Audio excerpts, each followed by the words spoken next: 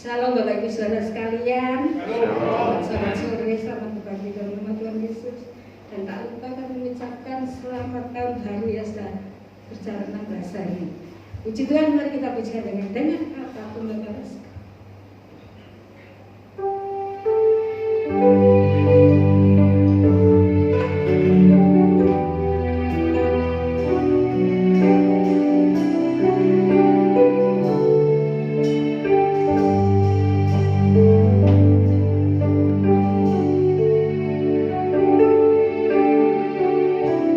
Dengan apa ku membalas kasih-Mu?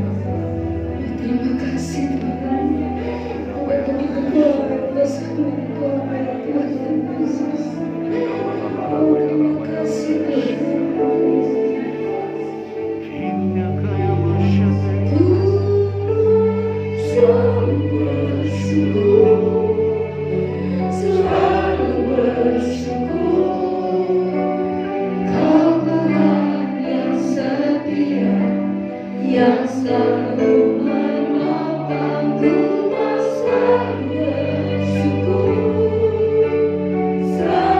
bersyukur Kau Bapakku yang setia ku selalu bersyukur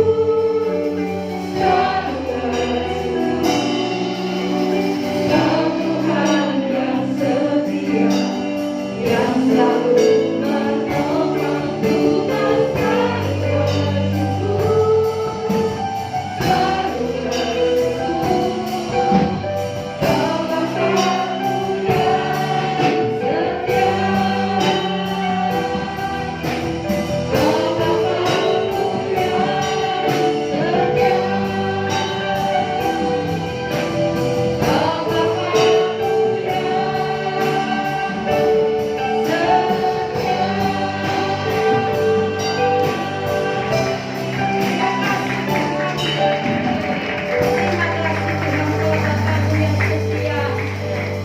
selalu kami sembah, yang kami tinggikan Tuhan.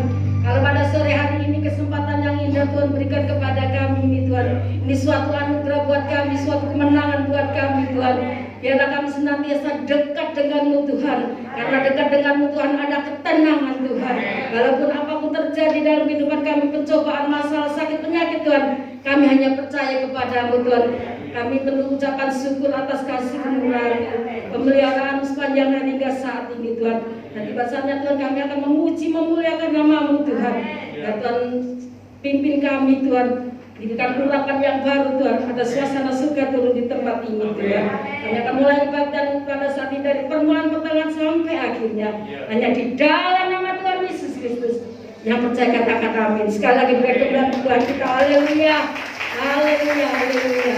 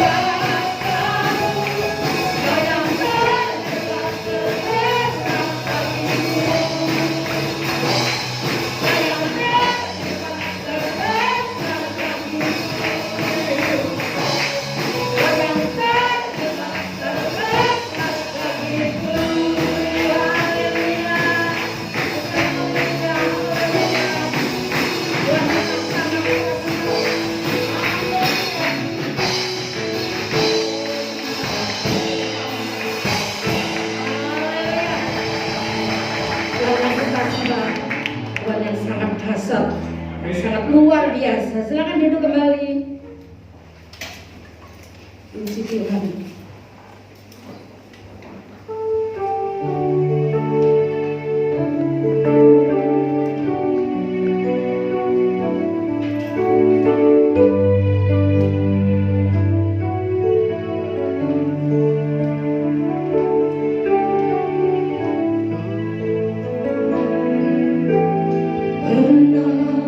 Yang selalu setia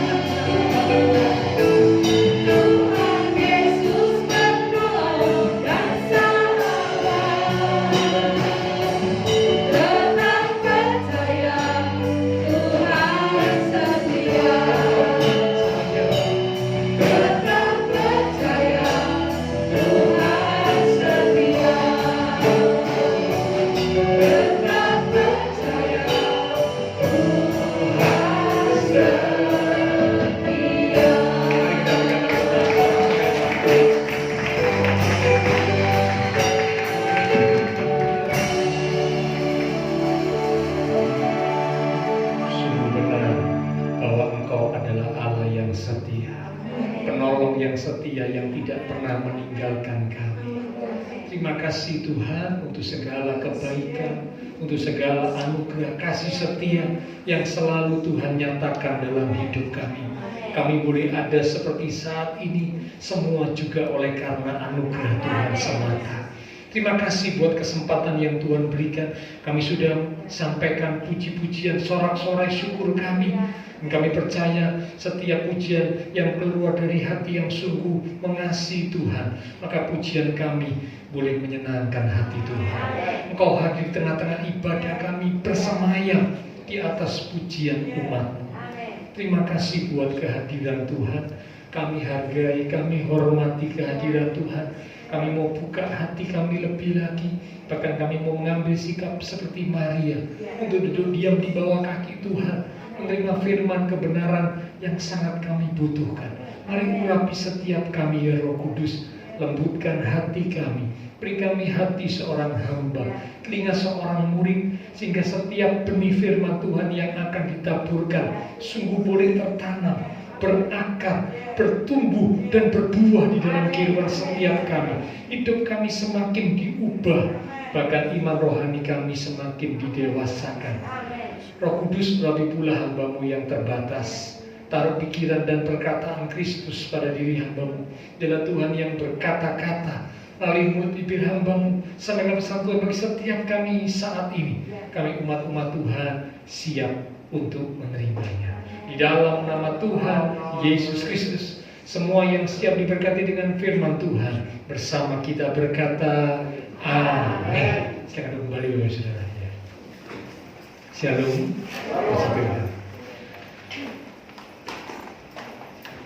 Sore malam ini kita akan belajar tentang firman Tuhan. Judul perenungan firman Tuhan pada sore malam ini adalah mengatasi tekanan. Sekali lagi, mengatasi tekanan. Di dalam perjalanan kehidupan ini tidak dipungkiri, ya, semua manusia, ya, semua orang, termasuk juga umat Tuhan, ya, ketika diperhadapkan dengan kesulitan, masalah, ya, tantangan, penderitaan, maka tekanan itu mulai timbul, ya. Stres, dibiarkan lama-lama akhirnya jadi depresi, frustasi dan sebagainya, ya. Nah, semua orang pernah mengalami keadaan tertekan atau tekanan di dalam kehidupan. Nah, menjadi pertanyaan, bagaimanakah sikap kita sebagai umat Tuhan saat tekanan itu terjadi dalam hidup kita? Karena semua bisa mengalami tekanan. Bahkan mungkin ada hari-hari ini, ya, umat Tuhan yang sedang mengalami tekanan karena mungkin kesulitan-kesulitan, masalah-masalah yang terjadi, ya. Satu masalah belum selesai, ada lagi masalah yang lain. Satu kesulitan belum selesai, ada lagi kesulitan yang lain. Sehingga seperti pepatah berkata, sudah jatuh ditimpa tangga pula, ya. Jadi kesulitan datang bertubi-tubi, hidup rasanya semakin menekan, ya. Jiwa kita, diri kita semakin tertekan. Nah, bagaimanakah sikap kita, cara kita sebagai anak-anak Tuhan mengatasi tekanan dalam hidup ini?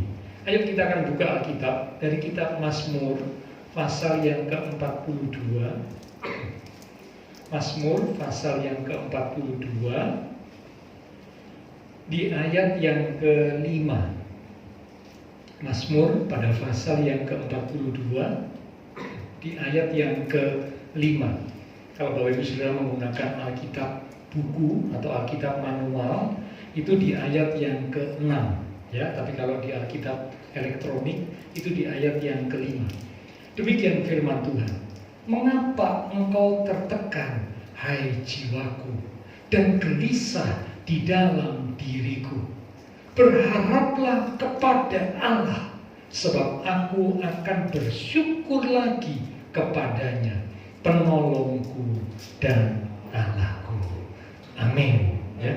Nah, Bapak Saudara, ayat ini merupakan ungkapan yang disampaikan oleh pemazmur, bukan kepada orang lain, tapi ungkapan yang disampaikan oleh pemazmur kepada dirinya sendiri. Ya, jadi kalau Bapak Ibu perhatikan, Bapak Ibu cermati, pemazmur itu berkata, "Mengapa engkau tertekan, hai jiwaku?" Ya, jadi kalau kita perhatikan, pemazmur bukan ngomong, bukan menyampaikan kepada orang lain, bukan, tapi dia ngomong kepada jiwanya, kepada dirinya sendiri. "Kenapa kok engkau tertekan, hai jiwaku?" Dan gelisah. Orang yang tertekan pasti ya hidupnya jadi gelisah, hatinya jadi gelisah, sukacita, damai sejahtera itu lenyap. Mengapa? Karena tertekan. Ya. Nah, ada dua pokok atau dua hal penting yang harus dilakukan supaya kita sebagai umat Tuhan bisa mengatasi tekanan. Yang pertama, pemazmur berkata, "Berharaplah kepada Allah." Itu yang pertama. Yang kedua, pemazmur berkata, "Aku akan bersyukur lagi kepadanya." Bersyukur kepada Allah. Ya, oke. Nah, sekarang kita akan belajar saudara ya tentang dua hal ini. Ya, berharap kepada Allah dan bersyukur lagi kepada Allah. Nah, sekarang yang pertama, hal yang harus dilakukan oleh setiap kita sebagai umat Tuhan ketika kita sedang merasa tertekan, ketika kita sedang mengalami tekanan karena banyak hal yang terjadi dalam hidup kita, pemazmur berkata, "Berharaplah kepada Allah." Pengharapan adalah hal yang sangat penting. Pernah dilakukan sebuah percobaan di dalam tes ilmu perilaku, ya. Percobaan ini adalah tikus dimasukkan ke dalam sebuah tangki atau wadah yang cukup besar yang penuh berisi air. Nah, Bapak Ibu tentu tahu bahwa tikus itu binatang atau hewan yang tidak bisa berenang, tidak bisa hidup di dalam air, tidak bisa. Ya, dia hanya mampu bertahan beberapa saat. Nah, penelitian menunjukkan kalau tikus itu baru pertama kali dimasukkan ke dalam air, sebuah wadah yang penuh berisi air, tikus dimasukkan, bahasa Surabaya bilang dicemplung blum gitu ya. Maka tikus itu hanya mampu bertahan kurang lebih 17 menit. 17 menit. Ya, ini percobaan itu mencatat seperti itu.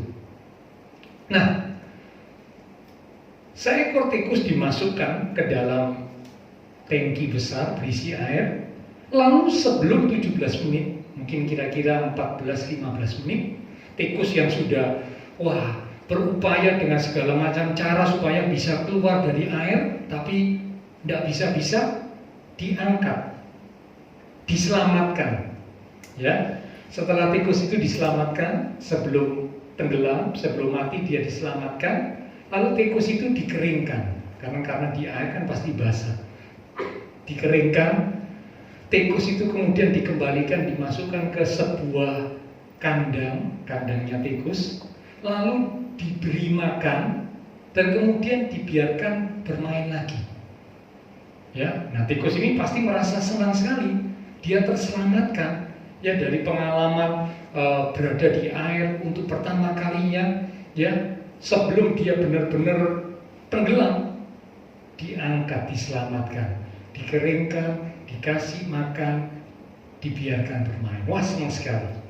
Nah, beberapa waktu kemudian, tikus yang sama nih, dimasukkan lagi ke dalam air. Jadi ini berarti pengalaman yang kedua. Ya, bukan pengalaman pertama ya. Pengalaman yang kedua, tikus yang pernah dimasukkan, sudah megap-megap, sebelum tenggelam diangkat. Ya, nah ini pengalaman kedua dimasukkan lagi di tempat yang sama, ya, tempat itu tangki yang berisi air penuh. Nah kemudian dicek, dites, ya, sampai berapa lama tikus itu bisa bertahan di dalam air. Tadinya cuma kurang lebih 16, 17, 18 menit. Tapi ternyata ketika kali yang kedua dimasukkan, di kali yang pertama dia mengalami pernah diselamatkan, pernah ditolong, ya. Nah, di kali yang kedua, dia mampu bertahan di air. Itu percobaan ini mencatat ya, itu kurang lebih itu 36 jam. Sekali lagi 36 jam. Jadi perbedaannya drastis ya. Kalau pengalaman pertama cuma mampu di air kurang lebih beberapa belas menit. Tapi ketika pengalaman kedua, karena pernah merasakan yang pertama itu ditolong, diselamatkan, pengalaman yang kedua waktu dimasukkan di tempat yang sama, ya, tikus itu mampu bertahan sampai dengan 36 jam. Wah, peningkatan yang sangat signifikan. Dari cuma berapa belas menit, sekarang jadi sekian puluh jam. Drastis tuh. Apa sebabnya? Ada Bapak Ibu yang tahu? Apa sebabnya kok tikus itu bisa mengalami peningkatan signifikan sehingga dia mampu bertahan dari berapa belas menit jadi berapa puluh jam? Apa sebabnya? Jawabannya itu satu. Karena tikus ini mempunyai harapan. Yang pertama, dia nggak ngerti, belum pernah terjadi itu, ya kaget so. Tapi yang kedua, karena dia sudah pernah mengalami dan ditolong, diselamatkan, maka sekarang dia punya harapan untuk ditolong lagi, betul? Karena itu dia berjuang, bertahan lebih lagi. Penelitian juga membuktikan, ini ada Pak Dokter ya, seorang yang sakit, ya sakit cukup berat, yang satu dia punya pengharapan, dia punya harapan yang kuat. Yang satu tidak punya harapan, putus harapan, putus asa. Itu dibuktikan yang punya harapan ini hidupnya bisa lebih panjang. Betul Pak Dokter ya? Itu sejarah medis itu katanya pernah melakukan penelitian seperti itu, so. Ya, saya juga nggak tahu perbandingannya sampai berapa lama. Jadi kalau sakitnya itu hampir sama, yang satu punya harapan yang kuat, harapan yang sungguh, yang satu hopeless, tidak punya harapan. Ya sudah kayak orang pasrah, orang putus asa. Maaf, cepat mati. Ya, padahal sakitnya sama. Jadi kita lihat di sini betapa pentingnya sebuah harapan. Harapan itu penting. Ya, orang yang punya harapan seperti kayak tikus tadi, so. Wah, sekian puluh jam, tidak punya harapan, sekian belas menit. Harapan itu sangat penting. Nah, pemazmur berkata, yang pertama, kalau Bapak, Ibu, Saudara, dan saya sebagai anak Tuhan mungkin sedang mengalami tekanan, sedang merasakan tekanan. Pemazmur berkata, berharaplah kepada Allah. Kata berharaplah kepada Allah, kalau Bapak Ibu cermati di Alkitab yang Bapak Ibu baca, menggunakan kalimat tanda seru. Tanda seru ya, bukan titik, tanda seru. Tanda seru itu adalah sebuah kalimat perintah yang tegas. Contohnya, kalau saya ngomong pergi, itu perginya cuma titik, so. Pergi, titik. Tapi kalau pergi ada tanda seru, ngomongnya gimana, so? Pergi, betul? Beda loh, so, ya. Pergi. Satunya pergi, oh, beda. Ini pemazmur berkata pakai tanda seru. Kalau nggak pakai tanda seru, cuma ngomong gini, mengapa engkau tertekan, hai jiwaku, dan gelisah di dalam diriku? Berharaplah kepada Allah. Nah, ngomongnya kan begitu, so. Karena titik. Tapi masalahnya pemazmur tidak pakai titik, pemazmur pakai tanda seru. Berarti pemazmur ngomongnya begini, ya, mengapa engkau tertekan, hai jiwaku, dan gelisah di dalam diriku? Berharaplah kepada Allah. Nah, kira-kira begitu, so. Ada sebuah penegasan, ada sebuah penekanan, perintah yang tegas disampaikan. Dan kalau Bapak Ibu baca di ayat-ayat berikutnya, ini kalimat yang senada ini diulang sampai 3 kali. Saya lupa ayat berapa ya, tapi di bawahnya itu ada ayat Mazmur 42 ayat berapa, Mazmur 43 ayat berapa, itu ada kalimat yang senada sampai diulang beberapa kali, menunjukkan bahwa ini adalah sesuatu yang sangat penting bagi kita umat Tuhan. Kalau kita sedang merasa atau mengalami tekanan, yang pertama pemazmur berkata, berharaplah kepada Allah. Tanda seru. Ya, tegas berkata kepada diri kita sendiri untuk sungguh-sungguh berharap kepada Allah. Ada 3 ciri orang yang memiliki pengharapan. Ini jadi tes ya buat kita pada sore malam ini. Tidak usah nguji atau ngetes orang lain, tidak usah saudara ya. Kalau mau ngetes, mau nguji diri kita sendiri. Karena ngomongnya kan juga sama diri sendiri ya. Ngomongnya bukan mengapa engkau tertekan, hai kamu, enggak. Mengapa engkau tertekan, hai jiwaku. Jadi ngomongnya sama diri sendiri ya. Jadi ngetesnya juga ngetes diri sendiri.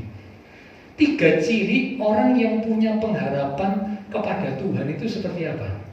Ya. Ciri yang pertama, orang yang sungguh memiliki pengharapan kepada Tuhan, yang pertama, itu dia akan selalu berpikir dan bertindak atas dasar jaminan Allah. Di mana Allah menjamin selalu ada jalan keluar. Yang setuju katakan? Mosok Allah berkata selalu ada jalan keluar? Iya. 1 Korintus 10 ayat 13. Ayo kita lihat sebentar ya. 1 Korintus 10 ayat 13. Ini firman Tuhan yang luar biasa. Biasanya banyak anak Tuhan hafal ayat ini. 1 ayat 13. Pencobaan-pencobaan yang kamu alami, pencobaan itu bicara kesulitan, masalah, tantangan, dan sebagainya. Ialah pencobaan-pencobaan. Jadi Bapak Ibu kalau mengalami masalah jangan ngomong gini ya, aduh masalahku ini berat, luar biasa berarti. Keliru. Itu tidak Alkitabiah. Karena Alkitab berkata bagi setiap umat Tuhan, pencobaan yang kamu alami, hai anak-anakku, itu biasa. Lanjut. Yang tidak melebihi kekuatan manusia. Jadi jangan sampai kita berkata, udah kuat, keliru. Itu tidak Alkitabiah. Karena kita berkata tidak melebihi kekuatan manusia. Sebab Allah setia, dan karena itu Ia tidak akan membiarkan kamu dicobai melampaui kekuatanmu. Sama seperti contoh Pak Dr. Michael, tahu bahwa si Sia ini hanya mampu bisa mengangkat beban seberat kurang lebih katakanlah 5 kilo. Ya, dan mungkin tiba-tiba Pak Dr. Michael berkata nih, nah ini ada beban berat beras 50 kilo, tolong pindahkan. Tidak mungkin. Betul ya? Maaf ya, kalau bapak yang normal ya tidak mungkin, so. Ya, maaf kalau bapaknya tidak normal, nah itu yang repot, so. Ya, tapi kalau yang dia tahu batas kekuatan anaknya ya cuma disuruh sesuai dengan batasnya itu, tidak melampaui. Nah kalau bapak di dunia saja, yang kebaikannya, yang pengetahuannya terbatas, itu bisa berpikir sedemikian rupa, apalagi Bapak kita di surga. Allah yang maha tahu persis kekuatan Bapak Ibu Saudara dan saya itu sampai seberapa. Kan itu tidak pernah tahu ada di antara kita yang pernah mengalami seperti Ayub. Tahu ya ceritanya Ayub ya? Aduh, saya kalau baca ceritanya Ayub saya bayangkan gitu ya. Aduh, mantep loh itu ya. Kalau kita nih yang jadi Ayub, berat gak? Ada yang bilang enteng, berani ngomong enteng. Waduh, kalau saya tidak berani, so. Saya bilang, waduh antep. Ya apa ada antep, so? Ya, harta benda habis, anak 10 mati kabeh, mati semua. So. Kesehatan dari kepala sampai kaki itu wah kena borok yang harus digaruk dengan pecahan kepingan beling, so. Ya, wah dari kepala sampai kaki. Sudah gitu, so, istrinya berkata, masih bertekunkah engkau kepada Allah? Hujatlah alam dan matilah. Wah, penderitaan Ayub ini berat. Tapi Tuhan tahu kekuatan Ayub. Tuhan juga tahu kekuatan kita. Kekuatan kita belum sama seperti Ayub, so, ya. Karena itu tidak diizinkan mengalami seperti Ayub. Ambruk, so. Tebal kalau seperti Ayub, so, ya. Belum sampai situ, so. Ya, oke, nah kita kembali. Sebab Allah setia dan karena itu Ia tidak akan membiarkan kamu dicobai melampaui kekuatanmu. Sudah perhatikan kalimat berikut. Pada waktu kamu dicobai, Ia akan memberikan kepadamu jalan keluar. Sudah garis bawahi kata Ia akan memberikan kepadamu jalan keluar sehingga kamu dapat menanggungnya. Jaminan Allah, sesulit apapun persoalan yang kita hadapi, selalu ada jalan keluar. Itu jaminan Allah. Nah, orang yang punya pengharapan kuat di dalam Tuhan, dia selalu berpikir dan bertindak atas jaminan Allah. Selalu berpikir dan bertindak atas jaminan Allah, di mana Allah menjamin selalu atau pasti ada jalan keluar. Itu jaminan Allah. Orang yang punya pengharapan sungguh kepada Allah, dia selalu berpikir, dia selalu bertindak atas jaminan Allah. Ya, jadi ini yang pertama. Ciri orang yang punya pengharapan kepada Allah, pengharapan yang kuat kepada Allah, selalu berpikir dan bertindak atas dasar jaminan Allah. Yang kedua, orang yang memiliki pengharapan yang sungguh kepada Allah, yang kedua, dia punya ciri, dia akan tekun dan berdaya juang tinggi. Sekali lagi, tekun dan berdaya juang atau memiliki daya juang tinggi. Tidak gampang putus asa. Menyerah kepada Allah harus, tapi menyerah kepada keadaan tidak boleh. Ya, tekun, berdaya juang tinggi. Seperti kayak tikus tadi ya. Dia punya harapan karena dia pernah merasakan ditolong. Wah, ini aku akan ditolong lagi. Wah, berjuang. Meningkat signifikan dari berapa belas menit jadi sekian puluh jam. Berdaya juang tinggi. Orang yang memiliki pengharapan kepada Allah tidak putus asa. Ya, Rasul Paulus berkata, kami ditekan, kami ditindas, namun kami tidak putus asa. Mengapa? Karena mereka memiliki pengharapan kepada Allah yang hidup. Tekun, berdaya juang tinggi. Ini ciri yang kedua. Ciri yang ketiga, yang terakhir. Orang yang memiliki pengharapan yang sungguh kepada Allah, kalau yang pertama, selalu berpikir dan bertindak atas jaminan Allah, yaitu selalu ada jalan keluar. Itu jaminan Allah. Yang kedua, dia tekun, dia punya daya juang yang tinggi, tidak patah semangat, tidak putus asa. Yang ketiga, yang terakhir, orang yang memiliki pengharapan sungguh kepada Allah, dia akan makin mendekatkan diri kepada Tuhan. Karena dia punya pengharapan yang sungguh kepada Tuhan.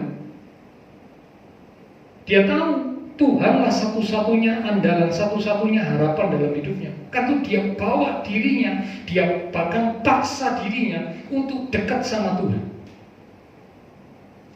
Memang roh itu penurut, tapi daging lemah. Kadang-kadang kan daging kita ini ingin membawa kita melakukan hal-hal yang lebih jauh, ya, jauh dari Tuhan. Ya, senang-senang boleh ya, mau melencer, jalan-jalan atau apa boleh. Tapi kalau sampai senang-senang atau melencer atau apa, memuaskan keinginan yang membuat kita jauh dari Tuhan, nah itu tunggu dulu, bahaya. Ya, ini warning. Karena dikatakan daging ini membawa manusia itu jauh dari Tuhan. Keinginan daging. Ya.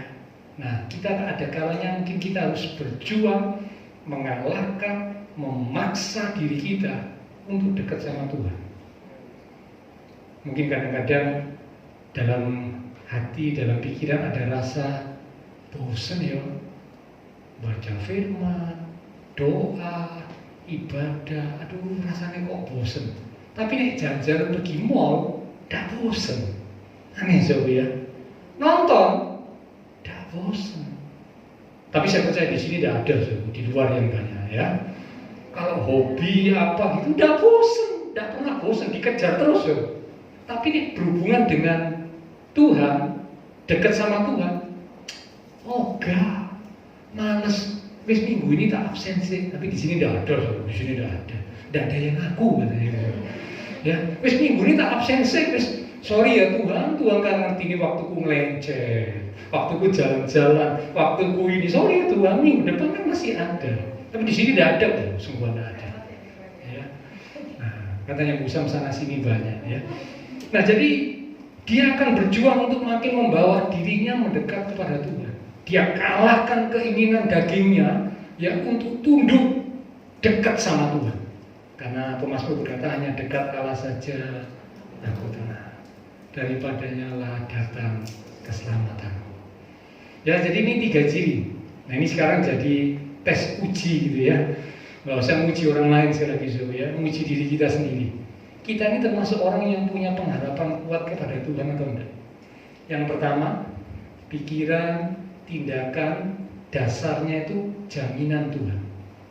Bukan kata orang, tapi jaminan Tuhan. Itu mendasari pikiran dan tindakan kita. Yang kedua dikatakan tadi, tekun, punya semangat daya juang yang tinggi, tidak gampang putus asa, tidak gampang menyerah. Yang ketiga, makin mendekat kepada Tuhan. Ya, nah, nanti bisa dites, dicek sendiri di rumah masing-masing, direnungkan. Kita termasuk orang yang punya pengharapan kuat kepada Tuhan atau tidak, punya pengharapan yang sungguh kepada Tuhan atau tidak. Bapak Ibu bisa menjawab sendiri. Ya, nah kalau mau mengatasi tekanan dalam diri kita, maka kuncinya miliki pengharapan yang sungguh kepada Tuhan. Yang kedua sekarang, tadi pemazmur berkata, selain memiliki pengharapan kepada Tuhan, pemazmur berkata, aku akan bersyukur lagi. Ada kata lagi. Lagi itu berarti tadinya sudah bersyukur, kemudian bersyukur lagi, kemudian bersyukur lagi, kemudian bersyukur lagi. Karena kan lagi berarti dilakukan berulang-ulang. Jadi bersyukur itu tidak cukup, sudah Pak, kapan? Tahun lalu, tahun lalu. Ya, sudah Pak, kapan? 10 tahun yang lalu, lah sekarang, lah besok. Gimana? Harus bersyukur lagi. Cara untuk mengatasi tekanan dalam hidup kita. Yang kedua, belajar untuk bersyukur lagi kepada Allah. Ya. Bersyukur ini perlu dilatih. Kalau Bapak Ibu ingat, yang lalu saya pernah kasih contoh ya, 10 orang kusta yang disembuhkan Tuhan Yesus. Ingat ya? Dari 10 orang kusta yang disembuhkan Tuhan Yesus, yang bersyukur berapa saudara? Satu. Ya. Latihan bersyukur itu yang pertama, yang paling mudah. Ya. Tapi ini juga perlu dilatih, walaupun mudah tapi perlu dilatih. Latihan mengucap syukur yang pertama adalah kala menerima pertolongan Tuhan. Itu latihan mengucap syukur yang paling mudah, yang pertama. Kalau itu gampang, lo tunggu dulu, kalau nggak dilatih belum tentu lo jauh. Buktinya dari 10 orang kusta, 9 ini bablasan ini jauh. Nggak tahu berterima kasih, ya nggak tahu bersyukur kepada Tuhan. Sampai Tuhan tanya, loh, bukankah 10 semuanya sembuh? Di mana yang lain? Tidak adakah yang kembali untuk memuliakan Allah selain daripada orang asing ini? Mengucap syukur dilatih, dimulai dari ketika kita mendapat pertolongan Tuhan. Ya, jadi kalau dapat pertolongan Tuhan, langsung bilang terima kasih Tuhan, aku bersyukur kepadamu. Ini latihan, so. Jangan sampai dapat pertolongan Tuhan ngomongin gini, so. Halo, aku memang aku aja ini pinter kok. Aku aja ini pinter, emang kamu bisa ada jalan keluar. Soalnya aku bisa nenggok-nenggok gini, aku pinter. Ulet aku ini, ya. Aku ini wis. Jangan bilang ini semua karena Tuhan. Aku bersyukur kepada Tuhan. Ya, jangan lagi juga ngomong, iya dapat pertolongan kali soalnya kebetulan. Loh, di dalam Tuhan itu tidak ada kebetulan, so. Di dalam Tuhan itu adanya kebenaran. Betul dan benar itu kelihatannya sama ya, tapi beda. Tuhan tidak ngomong, akulah jalan, kebetulan, dan hidup. Nah, sudah pernah baca ayat itu? Saya tidak pernah, so. Kalau saya baca Tuhan Yesus ngomongnya gini, akulah jalan, kebenaran, dan hidup. Karena itu di dalam Tuhan jangan pakai istilah kebetulan, jangan. Ya, jangan, so. Ya. Jadi dilatih kalau ngomong jangan, iya kebetulan, loh jangan. Tuhan yang ngatur. Karena dikatakan semua itu ada di dalam kendali Tuhan. Tuhan yang ngatur ini ya, Tuhan yang beracara, Tuhan yang membuat menjadi indah pada waktunya.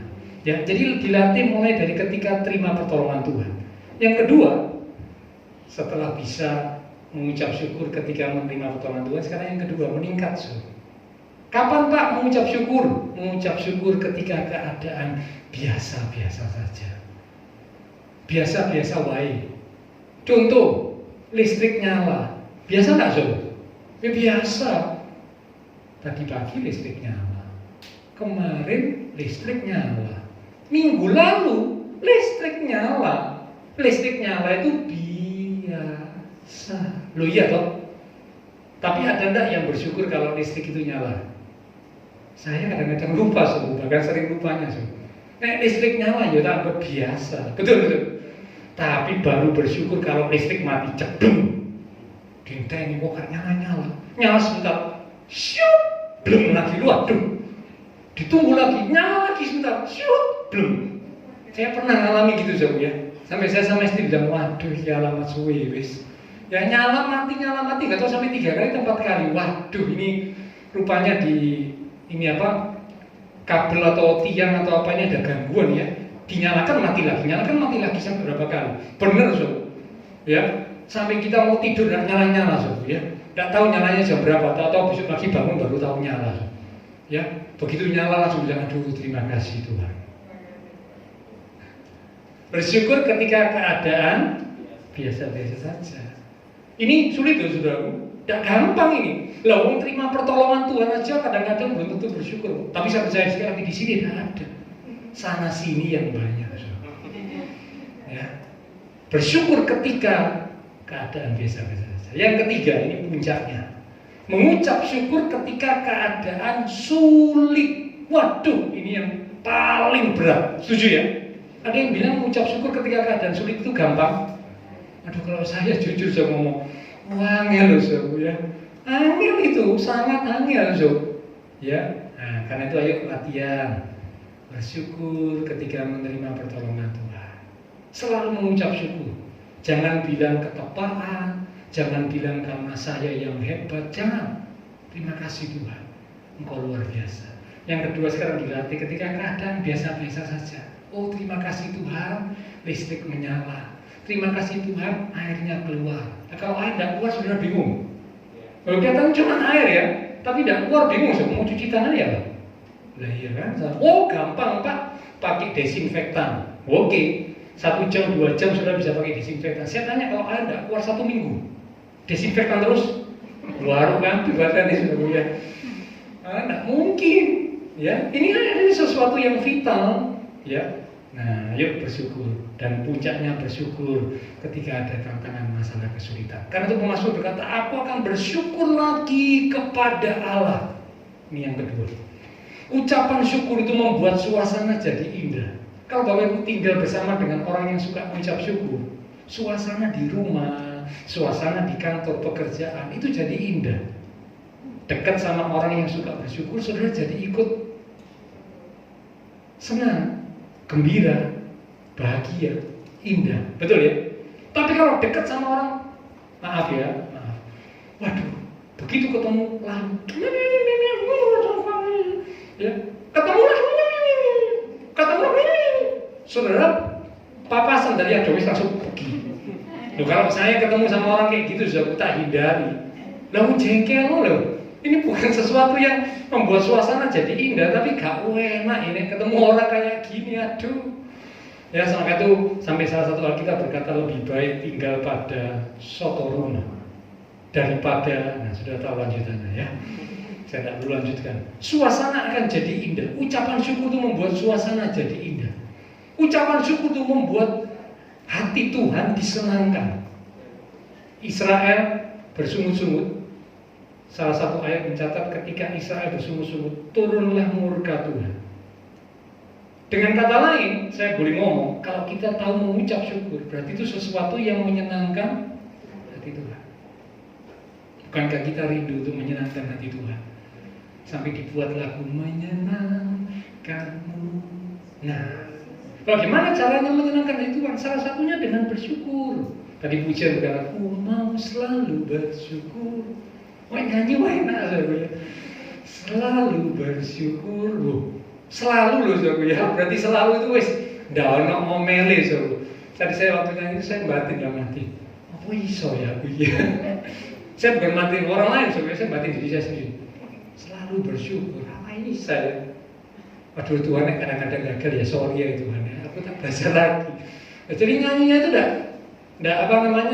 mudah untuk dilakukan. Pak dinyanyikan gampang. Kebetulan lagunya tadi kan dinyanyikan. Sorry Bu ini ya. Tapi itu sulit latihan. Dan ucapan syukur kita itu menghadirkan kuasa Allah bekerja. Jadi kalau saudara bersyukur, suasana jadi indah. Kita bersyukur, hati Tuhan senang. Dan puncaknya kalau kita tahu bersyukur, itu menghadirkan kuasa Tuhan. Paulus dan Silas waktu di penjara, tangan terbelenggu, kaki dipasung karena Injil, bukan karena kesalahan ya. Wah ini berat ini. Kalau secara manusia ngomel, bersungut-sungut, kecewa, protes, marah kepada Tuhan. Lalu melayani Tuhan kok gini? Betul apa betul? Iya. Melayani Tuhan kok mana kayak gini? Ya apa sih Tuhan? Mana pembelaanmu? Mana perlindunganmu? Percuma aku melayani Tuhan. Kalau secara manusia, Paulus dan Silas bisa seperti itu. Tapi Alkitab mencatat Paulus dan Silas tidak seperti itu. Tangan dibelenggu, kaki dipasung, di dalam tahanan, mereka memuji Tuhan. Mereka bersyukur kepada Tuhan. Apa yang terjadi? Wow, luar biasa. Gempa terjadi. Ya, beberapa waktu yang lalu kan kemarin dulu. Jakarta, Banten, kena gempa. Ya, nggak tahu lagi di tempat yang lain ya. Gempa terjadi ini, pintu-pintu penjara terbuka, belenggu-belenggu terlepas. Mujizat terjadi, kuasa Allah hadir, kuasa Allah bekerja atas orang-orang yang tahu mengucap syukur. Ya, jadi karena itu Bapak Saudara, ayo sama-sama kita belajar. Ya, saya juga belajar. Saya sampaikan bukan berarti sudah sempurna, enggak. Saya juga belajar. Ya, jadi waktu saya siapkan firman Tuhan ini, saya sendiri juga ditegur. Ya, hai jiwaku, mengapa engkau tertekan? Ya Tuhan, ampuni aku kalau aku kurang berharap pada Tuhan. Pemasmur berkata, berharaplah kepada Allah, tanda seru. Dan yang kedua, aku akan bersyukur lagi kepadanya. Mari kita akan datang kepada Tuhan. Saya rindu mengajak menaikkan satu pujian. Tadi sempat di awal saya berlatih, Bapak Ibu Saudara sebagian sudah ada yang dengar ya. Pujian ini berkata, perhatikanlah bunga bakung di ladang, Tuhan hiasi tanpa bekerja. Apalagi kita orang percaya, Tuhan pelihara, Tuhan cukupkan. Ya.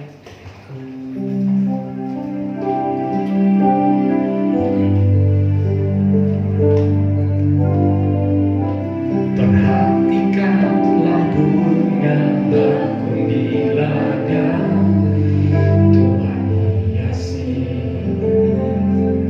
tanpa bekerja. Apalagi kita orang percaya, apalagi kita orang percaya,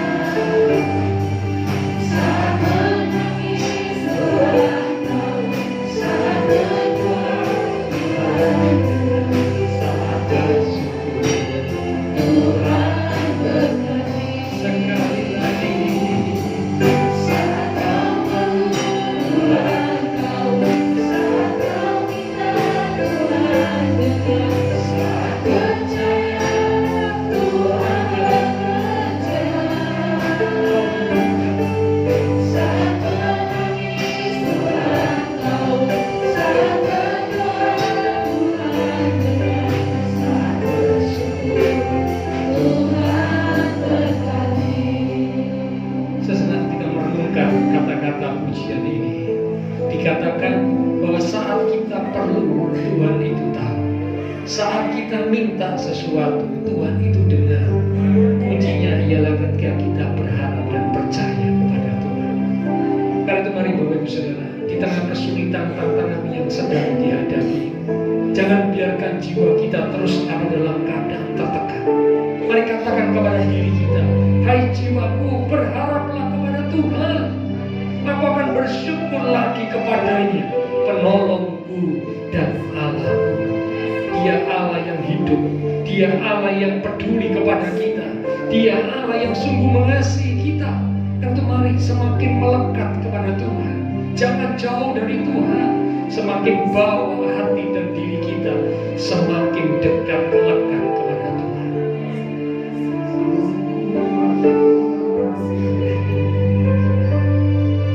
Saat kau perlu, Tuhan tahu. Saat kau minta, Tuhan dengar. Saat percaya, Tuhan bekerja. Saat menangis, Tuhan tahu. Saat berdoa, Tuhan dengar. Saat bersyukur, Tuhan berkati. Mari sembah Tuhan.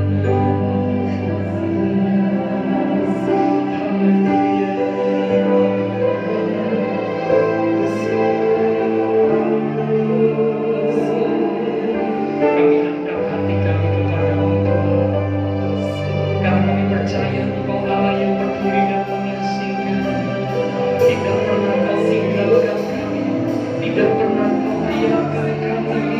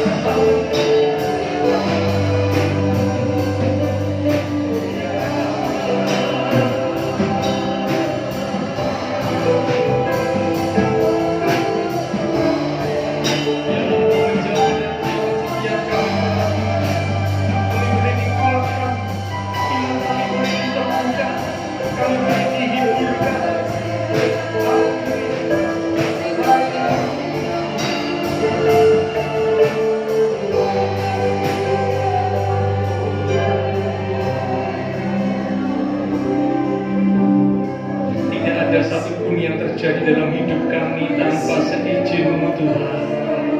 Selai rambut pun di kepala tidak akan jatuh tanpa sepengetahuan-Mu ya Tuhan.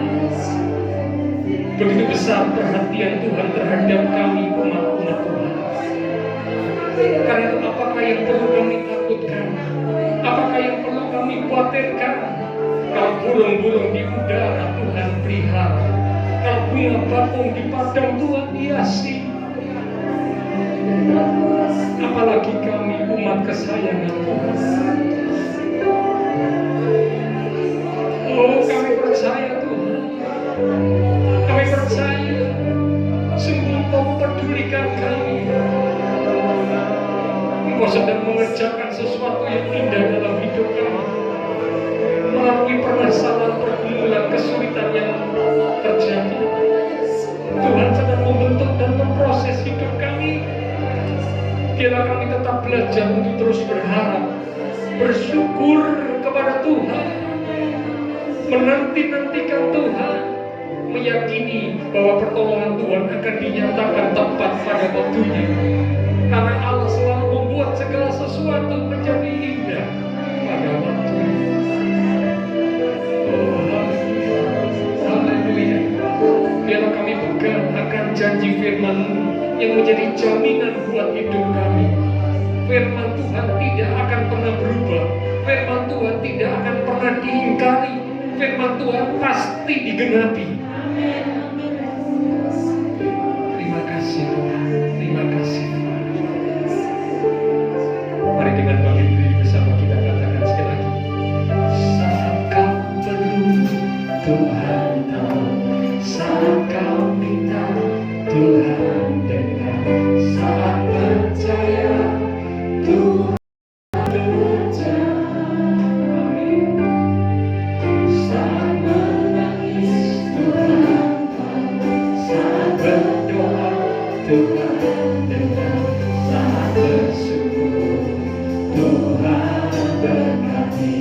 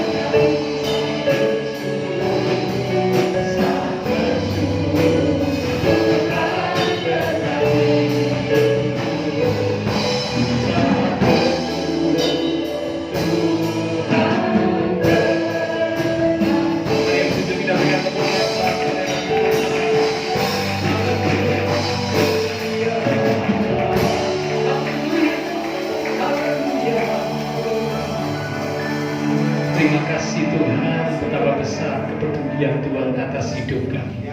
Karena itu kami tidak mau membiarkan diri kami terus ada di dalam tekanan. Kami mau berharap kepada Allah dan kami mau terus bersyukur. Bersyukur lagi kepada Allah, penolongku yang setia. Terima kasih Tuhan, hamba terbatas untuk berkata dan menjelaskan. Tapi Roh Kudus, Engkau yang akan mengingatkan firman yang sudah kami terima, sehingga kami boleh menjadi umat-umat Tuhan yang memiliki pengharapan yang kuat, pengharapan yang sungguh pada Tuhan. Terima kasih Tuhan, kami percaya malam ini semua kami diberkati Tuhan.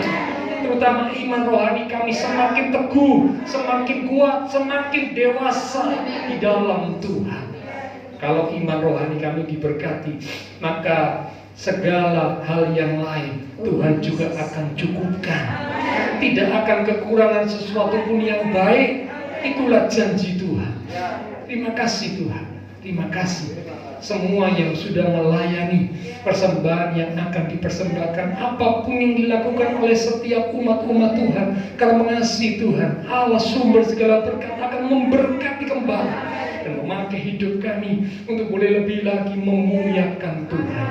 Kami berdoa buat teman-teman seiman kami yang sakit, buat anak Resel, anak Bapak Ibu Tejo yang sakit, dan teman-teman seiman kami yang lain yang sakit. Lewat tempat ini kami berdoa menyatukan hati dan iman kami dalam kuasa Tuhan yang ajaib menjamah. Berikanlah kekuatan, kesehatan, kesembuhan di dalam nama Tuhan Yesus Kristus. Oleh hidup Tuhan Yesus, teman-teman seiman kami yang sakit disembuhkan. Mereka yang lemah dikuatkan, mereka yang susah Tuhan berikan penghiburan. Untuk Bapak Ibu Matius Trisno dan keluarga, di mana kakak Pak Matius dipanggil pulang oleh Tuhan, kami percaya penghiburan surgawi Tuhan limpahkan. Terima kasih Tuhan, bahkan yang sedang menghadapi masalah pergumulan, kami percaya pertolongan Tuhan dinyatakan tepat pada waktunya. Kami berdoa memberkati bangsa negara kami Indonesia, pemimpin-pemimpin bangsa kami, beri hikmat Tuhan atas setiap mereka. Kota kami Surabaya dalam perlindungan Tuhan, akan tetangga lingkungan sekitar gereja Tuhan, Tuhan berkati mereka sekalian. Terima kasih Tuhan. Memberkati setiap jemaat Tuhan yang berulang tahun sepanjang minggu ini. Setelah selesai ibadah, kami akan kembali ke aktivitas kami. Kami akan kembali ke keluarga rumah tangga kami masing-masing. Biarlah segala berkat, anugerah, damai, sukacita yang melimpah dari Allah Bapa Surgawi, kasih Tuhan Yesus Kristus, dan persekutuan dengan kuasa Roh Kudus akan terus memimpin menuntun langkah kehidupan setiap kita. Itu terus minta kita sekalian mulai malam ini sampai Maranatha, Tuhan Yesus datang kembali. Di dalam nama Tuhan Yesus Kristus, semua yang percaya diberkati Tuhan. Mari bersama dengan iman kita berkata, amin. Tuhan berkati Bapak Ibu sekalian. Sampai berjumpa di minggu yang akan datang.